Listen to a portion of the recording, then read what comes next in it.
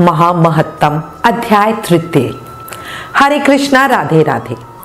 कल हमने माघ महामहत्तम के द्वितीय अध्याय में सुना कि तपस्वी की प्रेरणा से राजा दिलीप ने अपने गुरु वशिष्ठ जी से माघ महास्नान का महत्तम सुनाने की प्रार्थना की, जिस पर वशिष्ठ जी राजा दिलीप को माघ मास में स्नान दान का फल बताती हैं।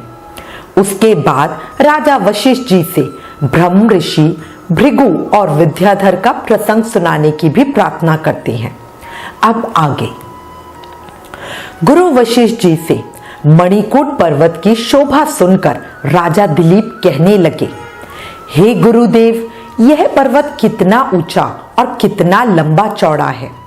तब वशिष्ठ जी कहने लगे, हे राजन, ये मणिकूट पर्वत 36 योजन ऊंचा, ऊपर चोटी में 10 योजन चौड़ा और नीचे 16 योजन चौड़ा है। 1 योजन 4 कोस का होता है, जो हरी, चंदन, आम, मदार, देवदार और अर्जुन के वृक्षों से सुशोभित है।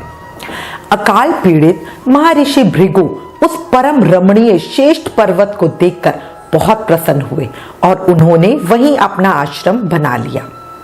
इस पर्वत की कंदराओं, वनों और उपवनों में रहते हुए सदाचारी भृगु जी ने दीर्घ काल तक भारी तपस्या की। एक समय जब महर्षि भृगु अपने आश्रम पे निवास कर रहे थे, तब उनके पास विद्याधर अपनी पत्नी के साथ आया।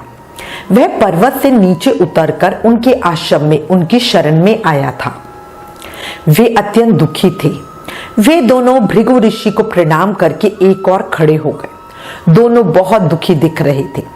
उनकी इस अवस्था को देखकर महर्षि ने पूछा, हे पुत्र, दुख को त्याग दो और मुझे बताओ तुम दोनों इतने दुखी क्यों हो। ऋषि के प्रेम भरे शब्दों को सुनकर विद्याधर कहने लगा, हे महर्षि, मेरे दुख का कारण सुनिए। मैं अपने किए महान पुण्यों का फल पाकर देवलोक में गया। वहां देवताओं का शरीर, दिव्य नारी का सुख और दिव्य भोगों का अनुभव प्राप्त करके भी मेरा मुख व्याग जैसा है। ना जाने ये किस दुष्कर्म का फल है। मेरे दुख और अशांति का यही कारण है। ना जाने किस पाप का फल है ये। मेरे चित्त की व्याकुलता का दूसरा कारण भी सुनिए। यह मेरी कल्याणमयी पत्नी, अति रूपवती, मीठा वचन बोलने वाली, नाचने और गाने की कला में अति प्रवीण, शुद्ध चित्त वाली, 7 स्वरों वाली, वीणा बजाने वाली, जिसने अपने कंठ से गाकर नारद जी को भी प्रसन्न किया, नाना स्वरों के नाद से वीणा बजाकर कुबेर को प्रसन्न किया, अनेक प्रकार के नाच ताल से शिवजी महाराज भी अति प्रसन्न और रोमांचित हुए। शील, उदारता, रूप तथा यौवन में स्वर्ग की कोई भी अप्सरा इस जैसी नहीं है। कहाँ ऐसी चंद्रमुख स्त्री और कहाँ मैं व्याग मुख वाला। यही चिंता सदैव मेरे हृदय को जलाती है।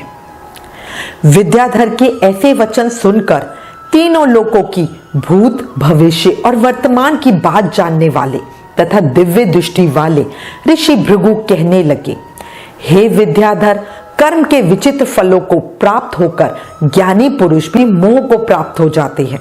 मक्खी के पैर जितना विष भी प्राण लेने वाला हो जाता है। छोटे छोटे पापों का फल भी अत्यंत दुखदायी हो जाता है। तुमने पूर्व जन्म में माघ के महीने में एकादशी को उपवास करके द्वादशी के दिन शरीर में तेल लगा लिया था। इसी से तुम्हारा मुख व्याघ के समान हो गया है। पुण्यमय एकादशी का व्रत करके द्वादशी को तेल का सेवन करने से पूर्व काल में ईलानंदन पुरुरवा को भी कुरूप शरीर की प्राप्ति हुई थी। तब वह अपने कुरूप शरीर को देखकर बहुत दुखी होकर गिरिराज हिमालय पर्वत पर जाकर गंगा जी के किनारे स्नान आदि से पवित्र हुए। फिर प्रीति पूर्वक कुशा के आसन पर बैठ के भगवान के कमल नेत्र, शंख, चक्र, गदा, पद आदि धारण किए हुए, पीतांबर पहने हुए, वनमाला धारण किए हुए विष्णु जी के रूप का ध्यान करना आरंभ किया। राजा पुरुरवा ने 3 मास तक निराहार रहकर भगवान का चिंतन किया।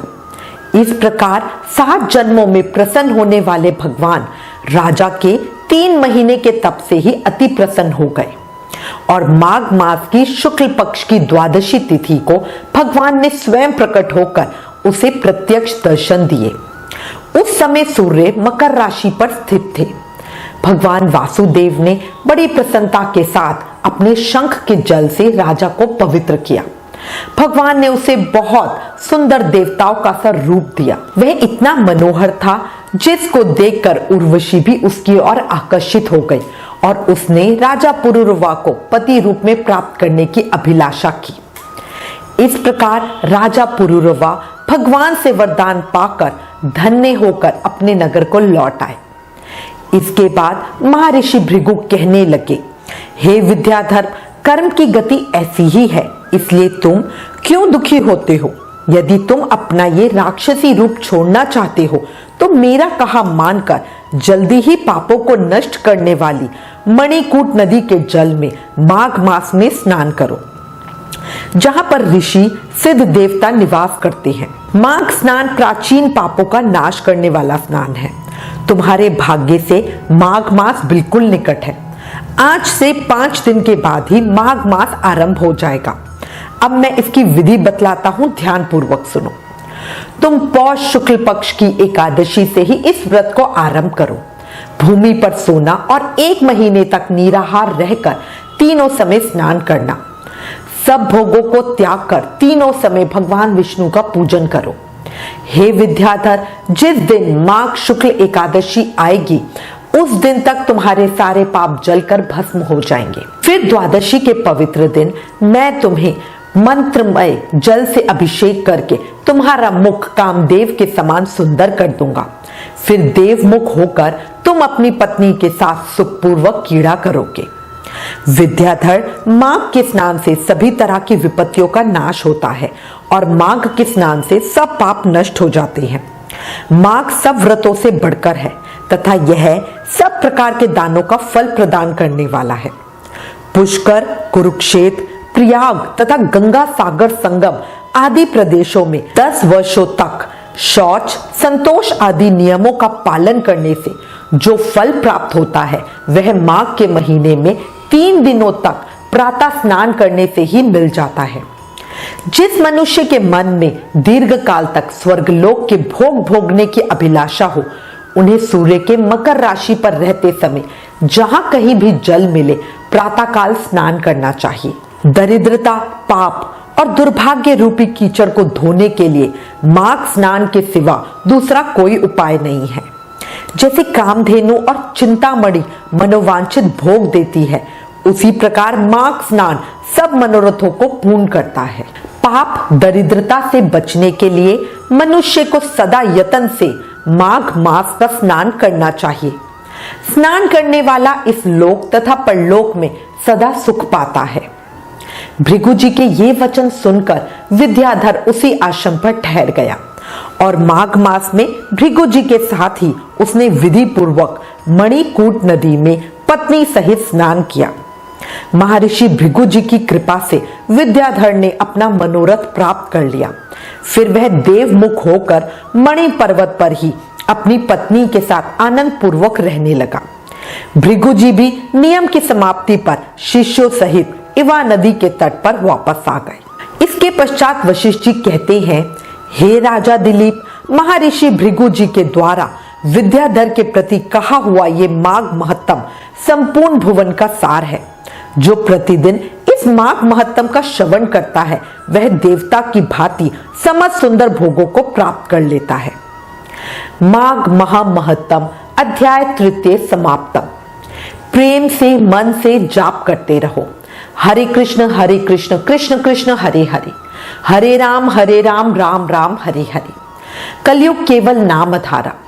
नाम जाप से ही कृष्ण प्रेम और मुक्ति पाई जा सकती है।